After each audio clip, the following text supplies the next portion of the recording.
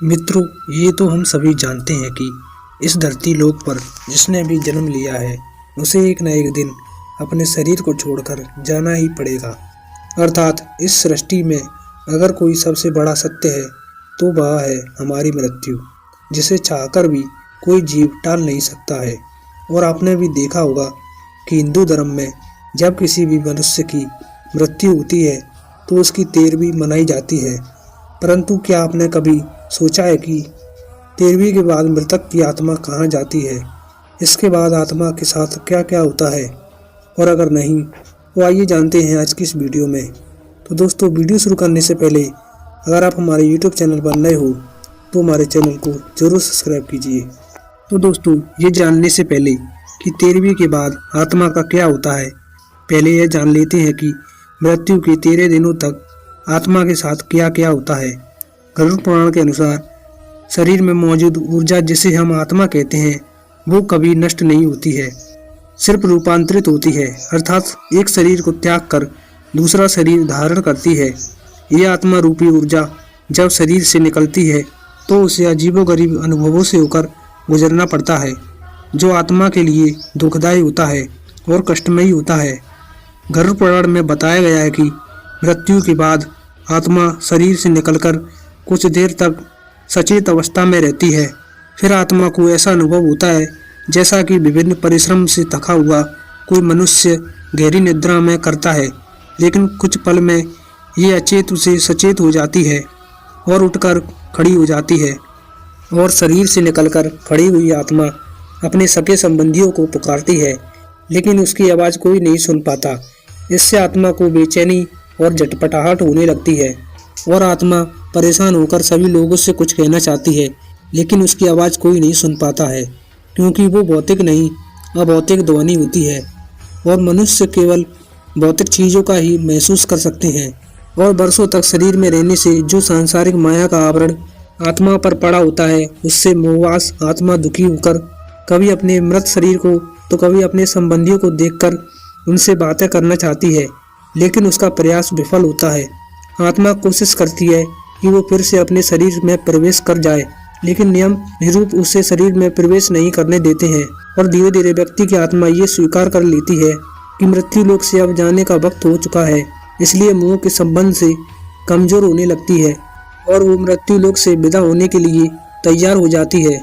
और मित्रों, गरुड़ पुराण में ये भी उल्लेखित है कि मृत्यु के बाद आत्मा को यमदूत सिर्फ 24 घंटे के लिए लेकर जाते हैं और वे इन 24 घंटों के दौरान आत्मा को दिखाया जाता है कि उसने कितने पाप और कितने पुण्य किए हैं। इसके बाद आत्मा को फिर से उसी घर में छोड़ दिया जाता है जहां उसने शरीर का त्याग किया था, और 13 दिन तक आत्मा वहीं रहती है और आत्मा को 13 दिन बाद फिर से यमदूत ले जाते हैं।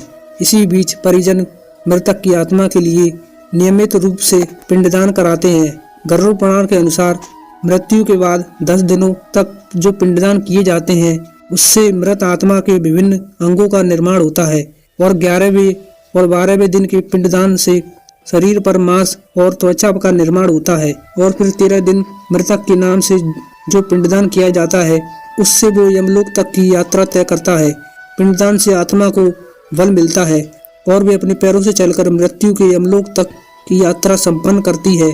और मित्रों, आत्मा को मृत्युलोक से यमलोक पहुंचने में 1 साल का वक्त लगता है। और दोस्तों, माना जाता है कि परिजनों द्वारा 13 दिनों में जो पिंडदान किए जाते हैं वो 1 वर्ष तक मृत आत्मा को भोजन के रूप में प्राप्त होता है। और साथ ही ये भी माना जाता है कि 13वीं के दिन कम से कम 13 ब्राह्मणों को भोजन कराने से आत्मा को प्रेत योनि से मुक्ति मिलती है।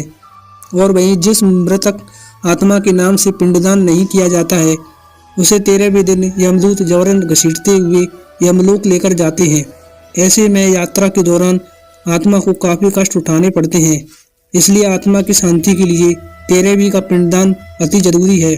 और माना गया है कि गरुड़ पुराण के अनुसार जब भी किसी मनुष्य की मृत्यु होती है और आत्मा शरीर को त्याग कर यात्रा प्रारंभ करती है, तो इस दौरान उसे 3 प्रकार के मार्ग मिलते हैं, जो कि है अर्ची मार्ग, धूम मार्ग और उत्पत्ति विनाश मार्ग।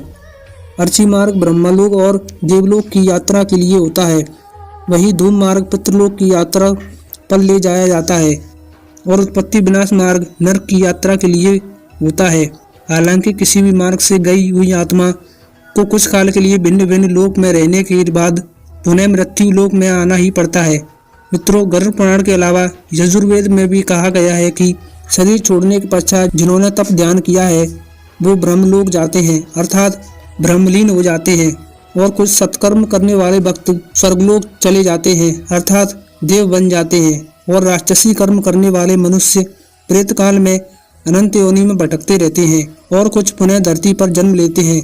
और दोस्तों, जन्म लेने वालों में भी जरूरी नहीं कि वे मनुष्य योनि में ही जन्म ले, और इससे पूर्व ये सभी प्रतलोक में भी रहते हैं जहां उनका न्याय होता है। तो दोस्तों, आज की इस वीडियो के माध्यम से हमने 13वीं के महत्व को जानने की कोशिश की और साथ साथ 13 दिनों तक आत्मा अपने परिजनों के साथ रहती है ये भी जाना। तो दोस्तों, अगर आपको ये वीडियो पसंद आया हो तो वीडियो को लाइक जरूर कीजिए, और अगर आप हमारे यूट्यूब चैनल पर नए हो तो चैनल को जरूर सब्सक्राइब कीजिए। और फिर होगी आपसे मुलाकात अगली वीडियो में। राधे राधे, हरे कृष्णा हरे कृष्णा।